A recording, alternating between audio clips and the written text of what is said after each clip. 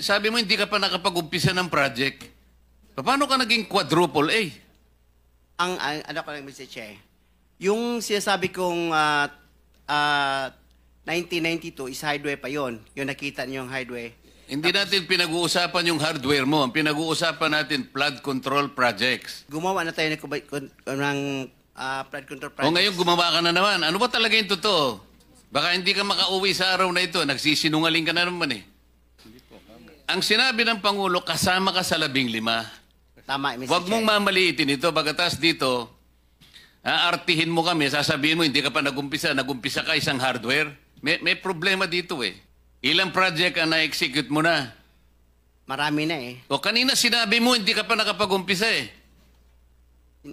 Meron akong hawak na martilyo rito, sinasabi ko sa'yo. Mr. Kirante, sabi mo kanina, hindi pa nag-umpisa yung QM Builders as a contractor? Yes, Mr. Chair. Hindi ka pa nakagawa ng project?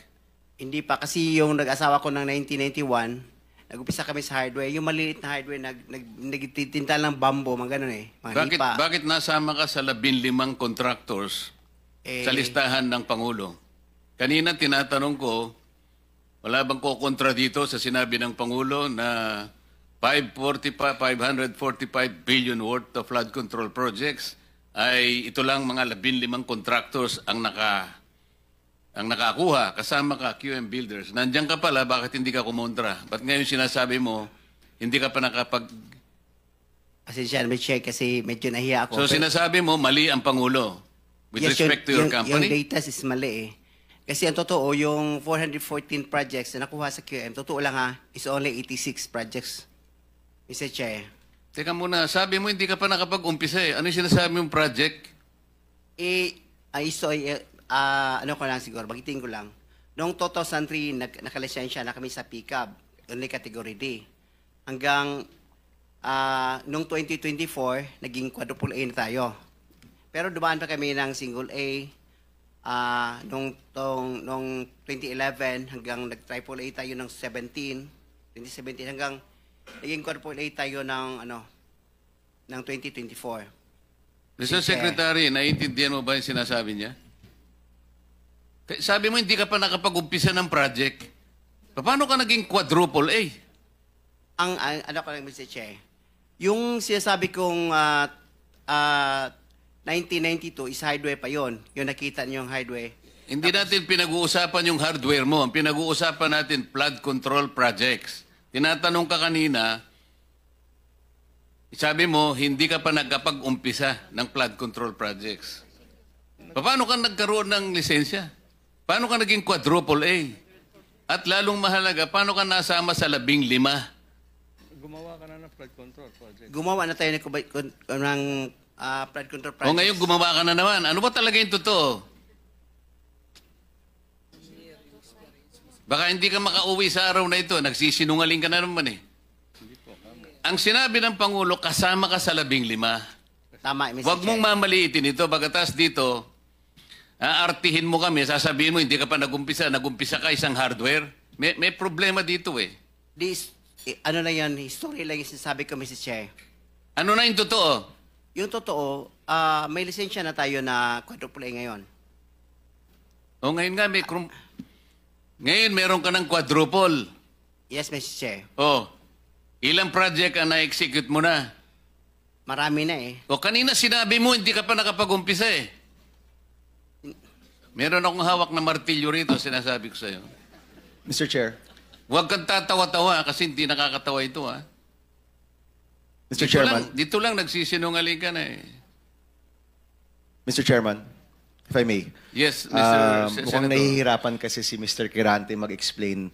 Tama ba to? Ang sabi mo kanina, hindi ka pa incorporated at ngayon incorporated ka na in 2024. Yes. Okay. No.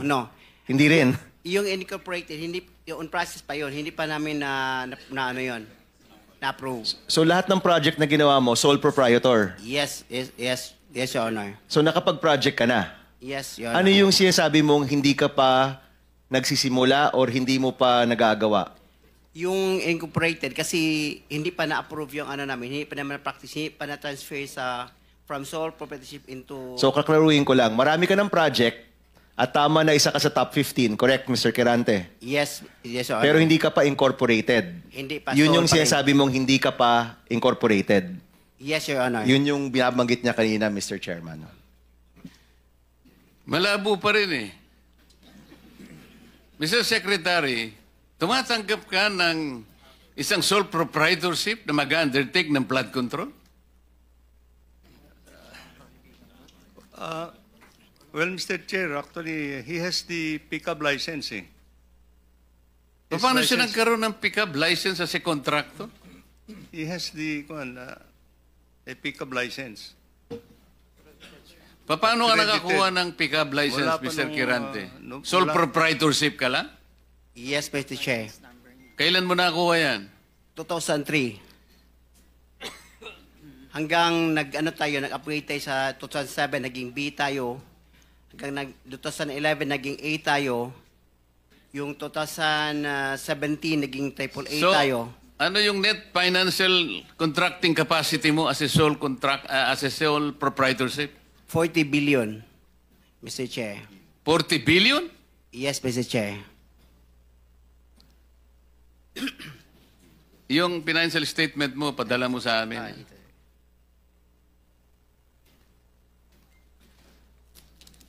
Mr. Chair, if I may.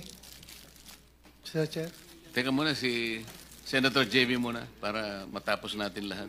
quick lang para sa kanya. Kanino? Kay Randy. Habang hindi pa siya umalis. Naniniwala ka pa dyan? Naintindihan ko, Mr. Chair, dahil tingin ko, Bisaya ito, hirap mag-express ng sarili niya in Tagalog. Kaya, I would rather advise him na uminom ka ng tubig, mag-inhale ka, relax ka, at ang pagsalita mo, huwag mo masyadong bilisin. Naintindihan kita para tayo Bisaya. May difficulty in expressing yourself ka. Hindi ko kinakampihan, Mr. Chair, ha? Ang sinasabi niya, meron siyang 40 billion pesos. 40 billion. NFCC. 40 billion ang sinasabi niya. NFCC, Mr. Chair. Kaya nga, 40 billion pesos. Yes, Mr. Chair. Oh. Naniniwala ka, Mr. Senator? Ano yung NFTC, Mr. Chair? Hindi ko... Net? Net financial contracting capacity. Totoo, tinoon na, bay. Ha? Ye- May 40 yes. billion ka. Yes. Nakadeposito sa bangko na. Ano na? Ay, Paano? hindi. Yung NFCC kinuha sa... Ano yan? Yen o pesos? Asset yan. Kasi yung NFCC, kinocompute ng times 15 yon, Mr. Chair. Halimbawa, may 1 billion ka sa bangko. Pwede ka sa 15 billion. So, halimbawa, may pera ka sa bangko na 2 billion, ibig sabihin, pwede ka sa 30 billion. Yan ang computation. Kaya tayo yung pera natin, kasama na yung mga assets, more than 2 billion. Kaya i-multiply natin ng 15, abot ng 40 billion. Kaya kami monta at hanggang 40 billion. Mr. Chairman. Mr. Quirante, ito tinitignan. Ano yung 2015 na QM Builders Incorporated? Ina-apply namin dyan sa SEC, Pero Your Honor. 2015 pa siya. Pero hindi pa namin tina-transfer Transfer to? to sole proprietorship into incorporated. Hindi, ito, incorporated na ito eh. This is a corporation. Kasi ang explanation ng bookkeeper natin, yung natin gahandol, yung experience from sole proprietorship, ita-transfer muna sa Hindi, incorporated. iba yung experience, iba yung corporate entity. Ha? Incorporate entity is 2015 nandyan na siya. Pero sinasabi nyo, walang nangyayari. Wala nangyayari. Ang In-apply lang. ginagamit nyo since noon pa ay yung inyong sole proprietor.